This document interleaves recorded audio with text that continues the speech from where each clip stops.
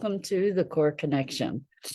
I'm Mira Rubin here with you on Enlightened World Network, and today's topic is relativity and how our lives are really relative to our history, our ideas, relative to other people, in that we're related and we're also constantly comparing. But before we get started, let's take a minute or two to get present. Let's take a deep breath in through your nose and hold it. And imagine clean, crisp oxygen flooding your lungs, flowing into your bloodstream, nourishing all your cells, all your organs, bringing vital life energy to your body and being. And as you exhale, exhale any tension, stress, negativity, fatigue. And now let's take another deep breath in through your nose and hold it. This time, imagine brilliant, bright light lighting you up from the inside out, illuminating, electrifying, and energizing all your cells, all your molecules, all your electrons, creating a brilliant beam of light and energy from your heart out into the world. And as you exhale, exhale any remaining tension, stress, negativity, fatigue. And now let's press our palms together. Vigorously rub your hands together to feel the friction, the temperature, the pressure, the motion, the tickling and tingling when you stop. And allow all those sensations to bring you present right here, right now, into this remarkable physical form that enables you and us to experience life. Welcome, welcome, welcome. Good morning. Good morning, Rosalind. Great to have you here with us this morning. Good morning and welcome to everybody else who's joining us. We're talking about relativity and how our experience is relative. Our experience of our lives is relative to our past, our comparison with other people, our ideas, our beliefs, and how we are related, relative. We are related to our environment and to each other. We're inextricably connected through our experience. And what does that mean? I guess, who do we associate with? Who are we relating to stretch the notion of the word relative? But relative means related, really, relative to, related to, in comparison to. And I think that there's something rich available to us as we explore this notion of relatedness and interrelatedness and how that impacts us in our self-perception and in our perception of the world.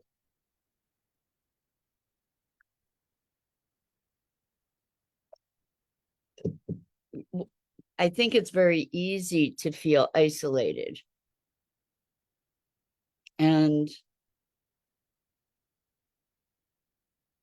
we've been talking about the Akashic field lately, which is this interwoven connectedness in which we all reside, this unifying oneness from which we have precipitated, perhaps as matter, as individuated consciousness, bubbling up from this vast all-encompassing consciousness, like ripples on the water, maybe. the thing is that if we are ripples on the water, we are connected by the water, right? We're relative to everything else. Everything else is a relative of ours in that it is related. We are related. And if we can start conceptualizing our experience as this inseparability, it has to change the way that we relate to ourselves, each other, and life itself, and nature and everything else in the world. If we recognize that we're all part of the same thing, that there is literally an inseparability, that we're part of this cosmic soup. And while we may appear as individual peaks or ripples on this ocean or in this soup, we're still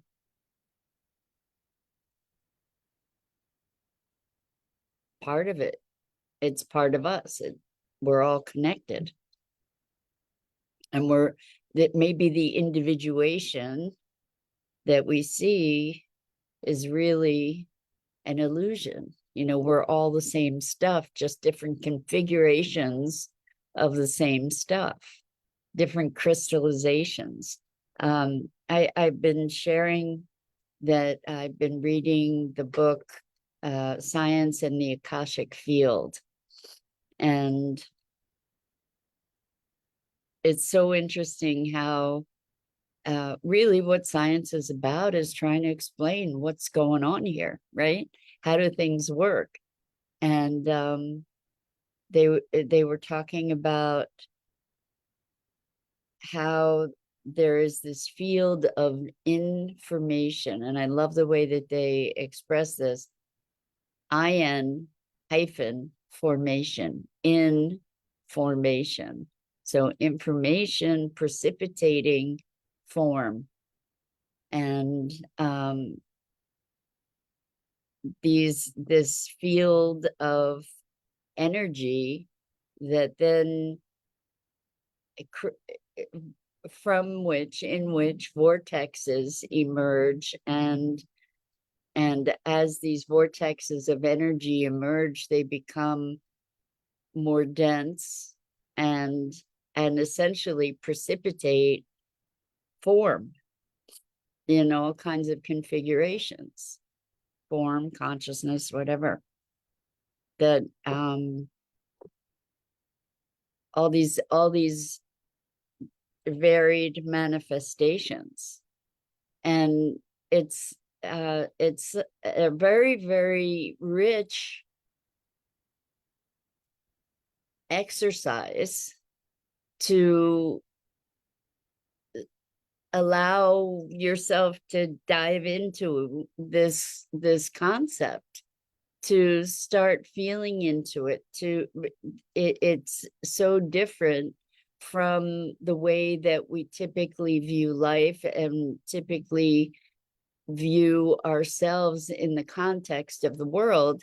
Even if we talk about, for instance, unconditional love, or even if we talk about we're all connected, it's different to say, or my experience of it anyway, is that it's different to be saying we are all the same stuff, that literally we are one, not metaphorically, not spiritually, but actually we are one. And if we operate from that space of oneness, what would change?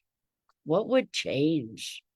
There's so much appearance of separation and divisiveness right now. And what if we really know that we are all the same stuff? What would change? Um, the notion of opposition is it has to shift, right? I have a couple examples. Well, one of the things that they talk about in this book is this entanglement of molecules or of entities where action in one place it instantaneously precipitates action in another place, and the separation of distance, it doesn't make any difference. There's no separation in time. And we've all experienced that, I imagine, when you think of someone and the phone rings, that there was this communication of some sort over vast distances. And I've been just needling with this, playing with this, trying to understand it on a visceral level, trying to get connected to the experience of it. And what I imagine is that as we can get closer to that experience of that stuff that is what we are, that we are part of, that we then have access to more and more of what the information is in that field. And so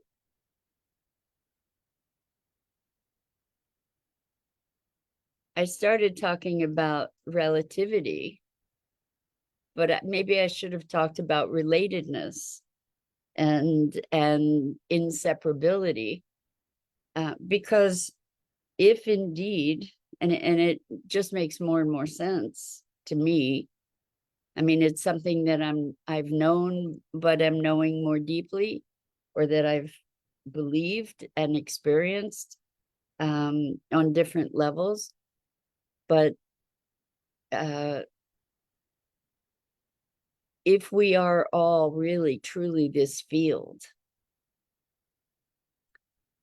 when we are able to access that, to get beyond the appearance of our individuation, as Joe Dispenza says, when we can become no body, no time, no one, no place, when we can.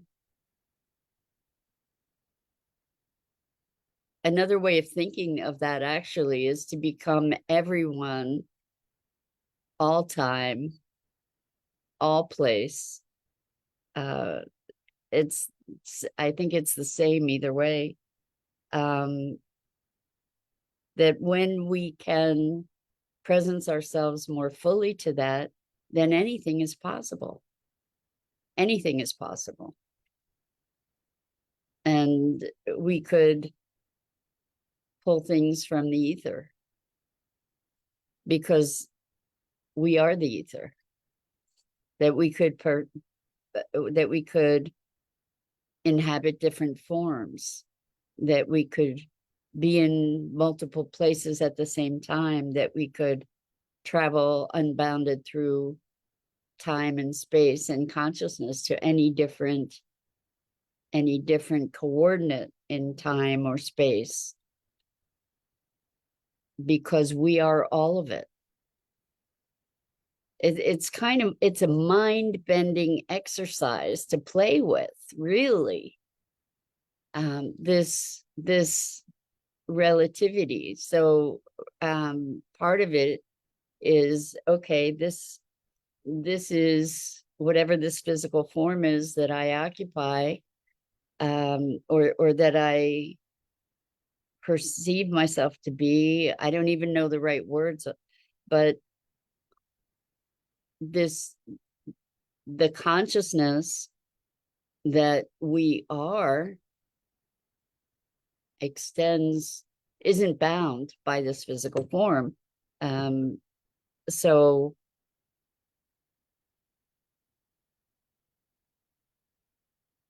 if we look at the studies that have been done with people who have clinically died and had no brain activity and were clinically dead, but came back with verifiable experiences of what happened when they were supposedly dead, like in an operating room, seeing the surgery, hearing the conversation, being able to recount these things after that kind of experience, and then having an experience that was transcendent, that maybe where they were talking to um other dead relatives, for example. How is that explainable? Well, if there is this field that is all connected, everything's connected, then theoretically we could be able to access information from all these different points.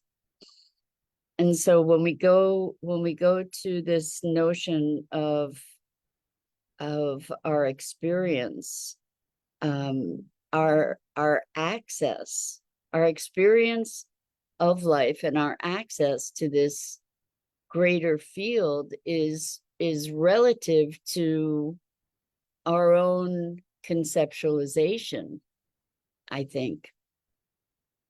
If we're conceiving of ourselves as separate individuals and isolated and disconnected, it's, at least in my imagining, it's less likely that we would be able to have access to this greater information field. And if we recognize that we are this information field and we allow ourselves to relate from that place of that connection, it's, at least in my thinking, more likely that we're going to have access to more information, more knowledge, deeper knowledge. And if you think about all these people who are channeling, what are they connecting to? They're connecting to this information field, some, maybe some certain coordinates in this information field, if indeed there are even coordinates. I mean, coordinates imply space and time, and this information field isn't bounded by those kinds of constraints. I'm wondering, what do you think? What do you think? What's it, as you feel into this notion of being connected to everything, actually being everything, not just being connected, but being everything. Like each drop of the ocean is the ocean, like a hologram. What if that's what we are? What if that's what we are? How does that shift our being? This is an exploration for me. It's kind of a new dimension of this awareness, and trying to grok it, to embody it, to metabolize it, to experience it.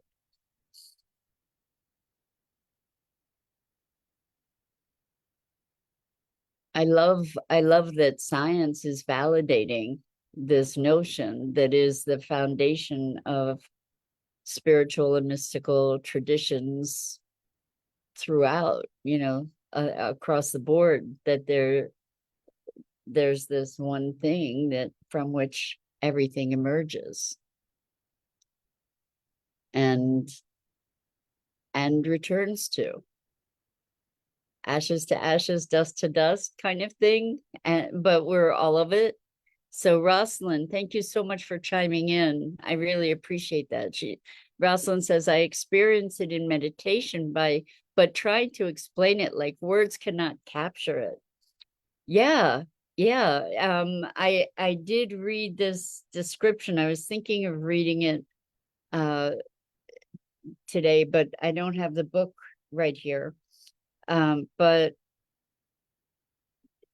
it is beyond time, beyond space.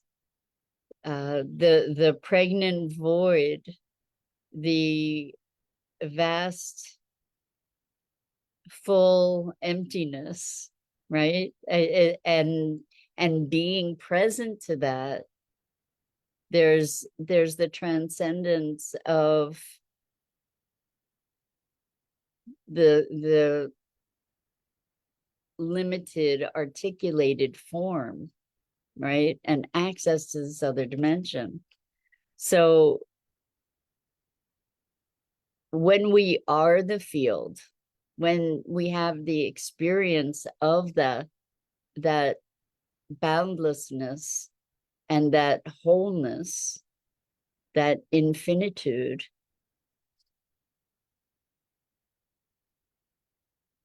it makes sense that anything is possible from that space, that we could precipitate things out of the air, that we could manifest ourselves in different forms. And we hear about these traditions, or these, through different traditions, we hear about people who would be shapeshifters.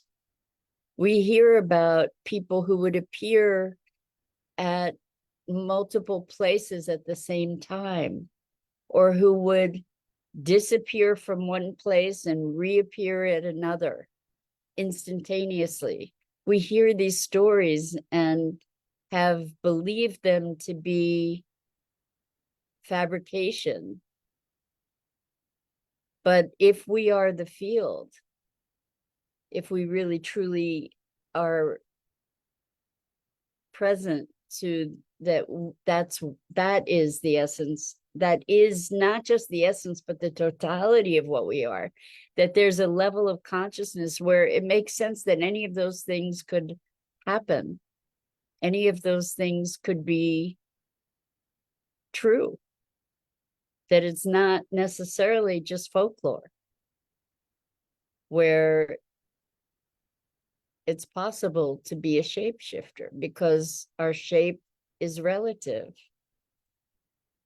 It's possible to walk through walls because there is no wall, so to speak.